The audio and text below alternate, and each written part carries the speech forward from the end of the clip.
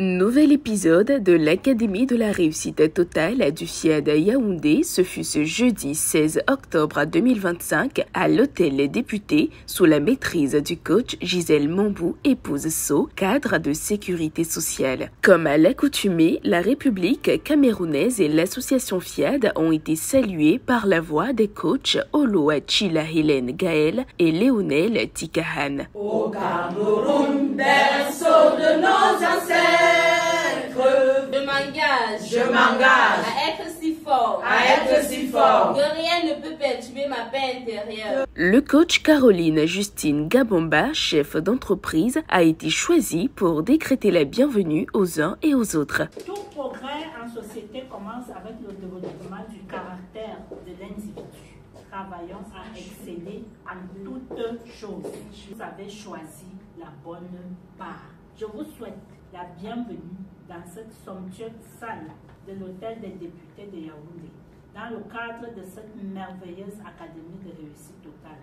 Pour amorcer la phase des exhortations, le choix s'est porté sur le coach Hugues Maribuncha, chef de division à la BEAC. Son thème, la formation est la semence invisible de la richesse visible. Vous allez voir, la Chine, il y a de cela quelques années, était un pays de bidonville.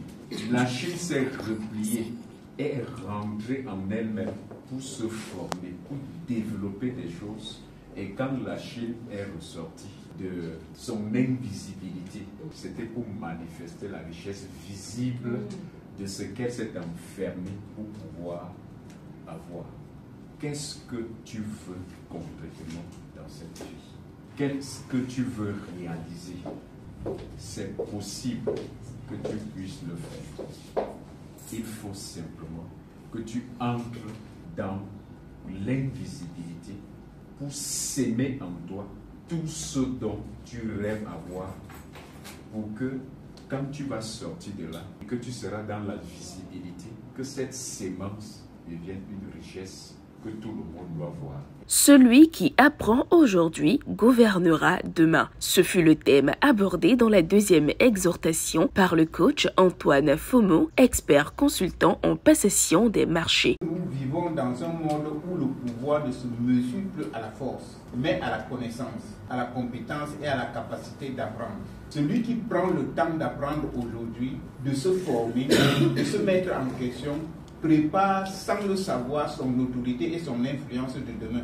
Les vrais leaders ne sont pas ceux qui croient tout savoir, mais ceux qui continuent d'apprendre. Ils restent curieux, ouverts face à la nouveauté. C'est cette attitude d'apprenant permanent qui les rend capables d'innover, de décider avec justesse et d'inspirer les autres. Celui qui refuse d'apprendre se condamne à répéter les mêmes erreurs. Mais celui qui apprend, progresse, comprend et s'adapte. Apprendre aujourd'hui, c'est bâtir les fondements de son influence de demain. Il a été suivi du coach Rolande Chokessi, épouse Wonji, directrice générale de l'hôtel Le Macombe, qui a conduit l'exhortation numéro 3 portant sur le biais cognitif, l'ennemi invisible de l'harmonie conjugale. Les biais cognitifs sont des erreurs systématiques de pensée qui influencent notre perception, notre mémoire ou notre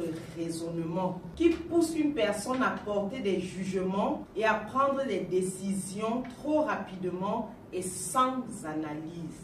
Nous avons par exemple le biais de confirmation. On ne retient que ce qui confirme nos croyances. Maintenant, on a aussi le biais de négativité.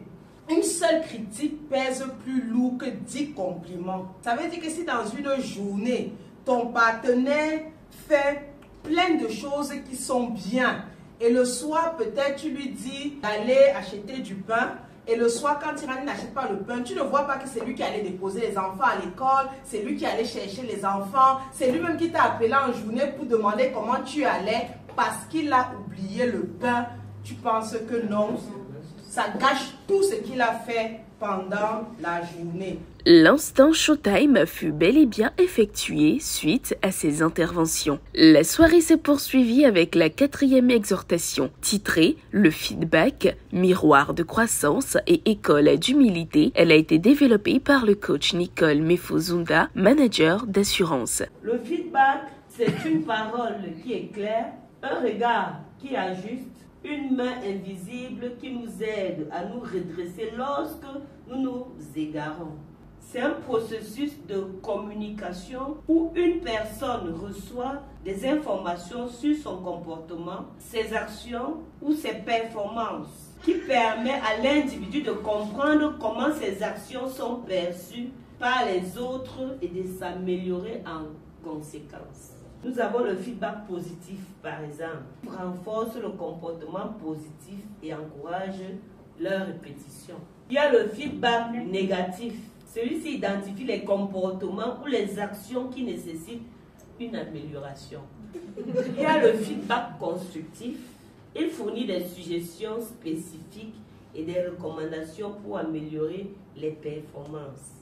Au moment de l'appel à contribution, le coach Jacqueline Sylvie Bissa, promotrice du restaurant Shekinah Nature, a exhorté les participants à faire preuve de générosité. Lorsque nous venons ici, on est enseigné, on a joie, on a le bonheur.